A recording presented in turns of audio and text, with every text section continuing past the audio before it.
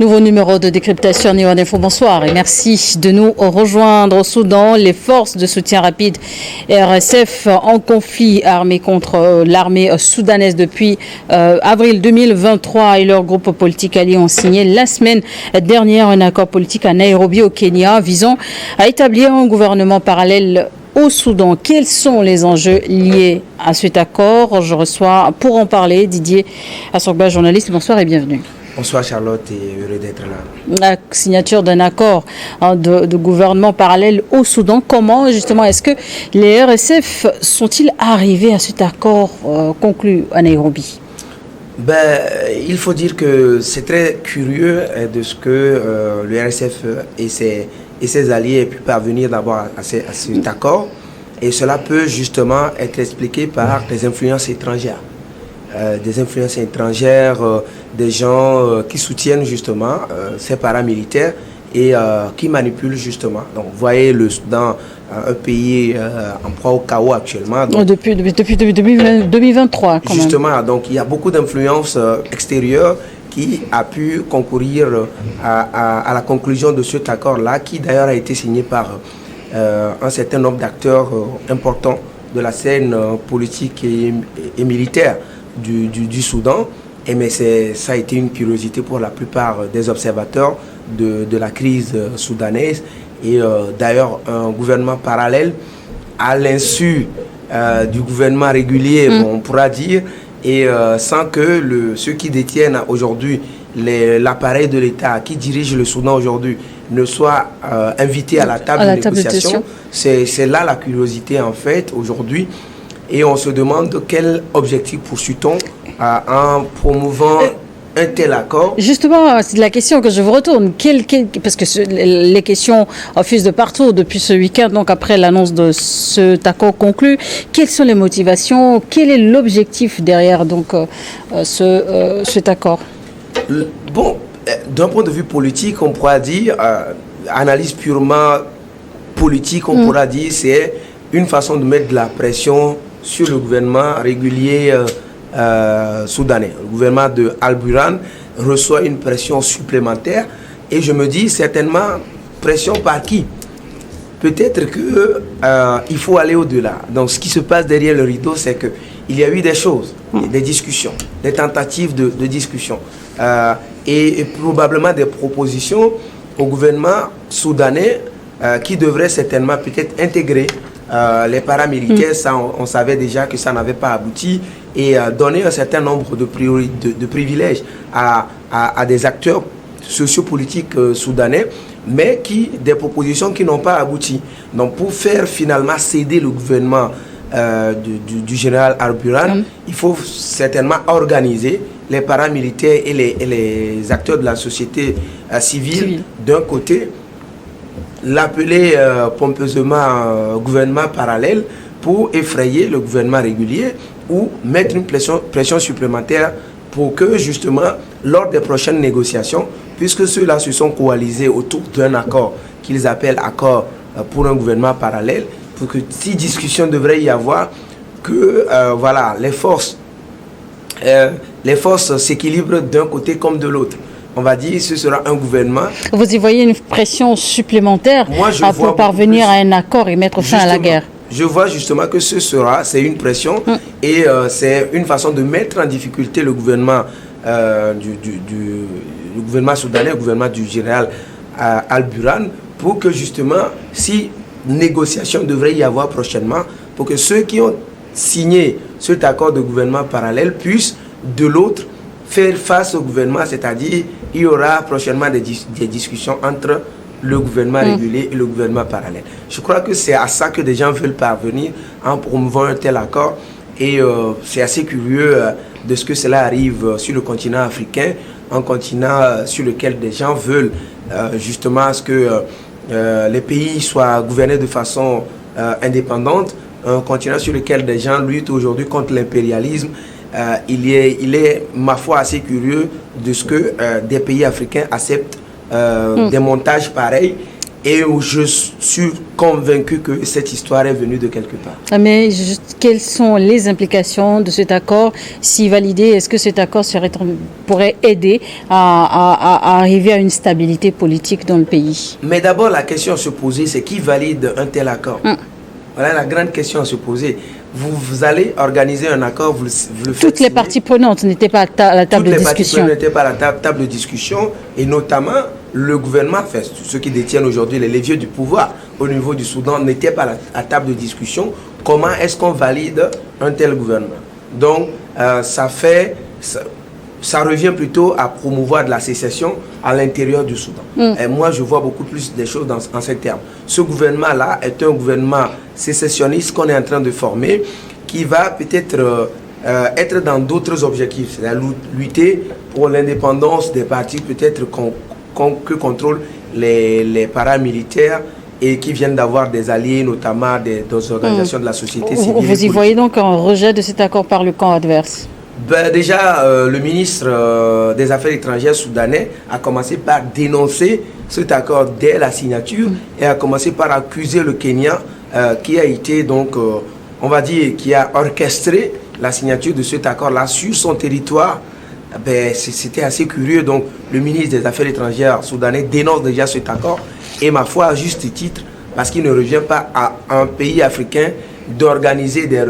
Voilà, on peut les appeler les paramilitaires, mais des gens qui ont pris l'armée contre le gouvernement régulier, et des gens qui luttent contre le gouvernement régulier avec des armes en plus, de les organiser aujourd'hui pour venir lutter contre. Ce n'est pas et dans ces conditions, quelles peuvent être les conséquences ou sinon les retombées sur la vie sociale au Soudan? Non, mais ça va exacerber encore la guerre, parce que le gouvernement soudanais va continuer à accélérer sa descente dans les zones que contrôle actuellement un certain nombre de forces qui lui échappent. On a vu déjà des descentes ces derniers jours pour reprendre tout Khartoum, un certain nombre de villes du centre du pays. Et ça va être prochainement des descentes vers le Darfour que contrôlent les paramilitaires, le RSF et ses alliés surtout. Le Darfour qui va rester aujourd'hui, je veux dire, l'attraction dans la lutte pour le contrôle du Soudan. Ça va être, je crains fort que le conflit ne se décentralise beaucoup plus sur le Darfour, où ces militaires, ces paramilitaires vont vouloir continuer à lutter, à installer leur gouvernement et pour continuer à lutter, mais ça va être un gouvernement sécessionniste. Ils vont essayer de contrôler le Darfour pour que peut-être lors des discussions, on a vu dans l'accord, ils ont parlé de l'autonomie, de gestion politique, sécuritaire et économique. Quand on commence par parler déjà de ces choses, c'est finalement qu'on arrive à parler finalement de l'indépendance de ces zones, et ça va être très grave qu'on s'achemine encore vers un autre État qui va se créer à partir de parce que les revendications sont déjà là sur le continent, au Cameroun avec la zone anglophone depuis la guerre du Biafra. Au Nigeria, la question demeure, mais aussi en Éthiopie avec le Tigré. Et est-ce que si cet accord au Soudan venait à être concrétisé, quelles sont les conséquences justement sur le continent? C'est pour cela justement que tout Africain réfléchi doit pouvoir continuer à dénoncer une telle initiative. Pour moi, ça paraît curieux que ce soit le président Kenya qui ait accepté que sur son territoire, on puisse organiser quelque chose de pareil. Vous comprenez-vous justement les critiques vis-à-vis du Kenya pour avoir tenu cette réunion? Oui, parce que le Kenya n'aurait jamais accepté qu'une réunion pareille se fasse dans le sens contraire au Soudan. Pour organiser un gouvernement parallèle contre le gouvernement régulier kenyan. Donc, aucun pays africain n'aurait accepté ce que le Kenya vient de faire. Donc, à partir de ce moment-là, ce n'est pas acceptable, parce qu'on est en train de semer le mauvais grain actuellement, la mauvaise graine, parce que, comme tu l'as si bien dit, on a l'exemple du Tigré qui demandait donc l'indépendance, l'autonomie et tout, et que le gouvernement régulier éthiopien n'a jamais accepté.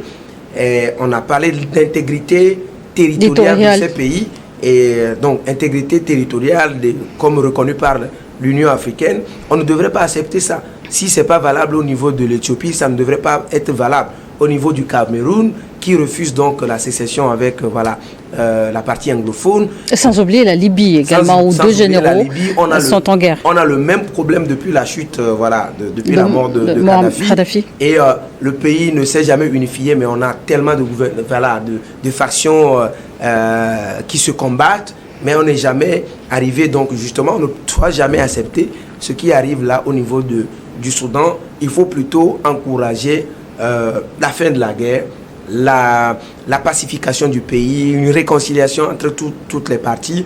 Si c'est cela, on pourrait applaudir des deux, mais si c'est armer une partie contre l'autre, et pour que finalement les civils et les populations soudanaises continuent de se déplacer, ceux qui meurent continuent de mourir allègrement au vu au sud du monde entier qui ne veut pas travailler à mettre fin à cette guerre, et surtout les soutiens de ces deux factions, de ces deux camps, ceux qui soutiennent le gouvernement régulier et ceux qui soutiennent les paramilitaires, continuent. Le général Hamdati des SFR demande une reconnaissance, on va dire, une réorganisation de son armée. Oui, mais réorganisation de son armée à lui, mais pour appuyer la gestion du gouvernement parallèle. De l'armée régulière. Et ça ne doit pas être des chantages à faire. Je crois que quand on est dans des situations pareilles, il faut plutôt encourager le dialogue, un dialogue direct entre les Soudanais, pour que justement on puisse parvenir à un accord. On sait justement que à la fin des conflits pareils, on arrive à une étape où on intègre dans l'armée régulière des rebelles et tout ça. On en a vu en Côte d'Ivoire, on en a vu au Mali, un peu partout, on voit sur le continent. Mais ça ne doit pas être des gens même problématique, même revendication également du côté de la RDC avec les M23, leur intégration au sein de l'armée régulière. Le Soudan aujourd'hui, comment est-ce que vous voyez, quel est votre regard sur la gestion même de l'Union africaine de ces différents conflits? Bon, c'est justement ça, fallait même pas y aller sur ce terrain, parce qu'on sait que l'Union africaine, devant les conflits sur le continent, a toujours démissionné. Et là, c'est ce qu'on observe également, que l'Union africaine a démissionné. Sinon, l'Union africaine n'aurait pas observé, n'aurait pas resté spectatrice face à l'organisation d'une telle réunion sur le continent africain, dans un pays membre de l'Union européenne contre un autre pays membre de l'Union européenne. Donc, ce qu'il faut peut-être faire, c'est peut-être d'obliger les gens là, nos amis du gouvernement régulier et les RSF, à avoir un accord qui pacifie le Soudan. Pas d'aller organiser un gouvernement parallèle contre un autre gouvernement, parce que des initiatives pareilles vont braquer le camp d'en face, l'armée régulière, et ça va être des civils qui perdent encore des vies, parce que lorsque les armes vont commencer à crépiter de nouveau, c'est les civils qui seront pris au piège, qui vont tomber. Donc il faut plutôt encourager un accord entre le gouvernement régulier et les rebelles un peu partout, plutôt que d'aller faire un gouvernement parallèle qui va, pour dire, soi-disant... Vous estimez qu'un simple accord ne suffit pas pour légitimer un gouvernement parallèle en création? Non, mais qui reconnaît ce gouvernement? C'est les étrangers qui reconnaissent ce gouvernement, ou c'est les Soudanais, ou c'est le gouvernement soudanais? C'est la question à se poser. Il y a déjà un gouvernement au niveau du Soudan. Vous formez un gouvernement parallèle à quel titre?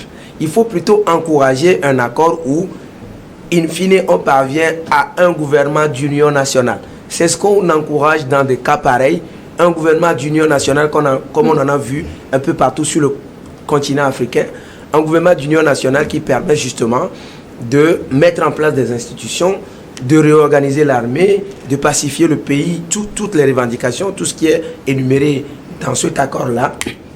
Un gouvernement d'union nationale aurait pu être le mieux indiqué pour régler ces dossiers-là, plutôt que de parler de gouvernement parallèle, parce que gouvernement parallèle, ça reste un gouvernement illégitime, ça reste un gouvernement qui n'est pas accepté par le gouvernement régulier. Et donc, ma foi, c'est le conflit qui s'exacerbe là-bas. Et malheureusement, c'est les populations, nos frères et sœurs du Soudan, qui perdent encore et qui vont perdre leur vie, et c'est dommage. Merci Didier Assogua d'avoir accepté notre invitation. Vous êtes journaliste. Merci à vous également de nous avoir suivis dans Décryptage du jour.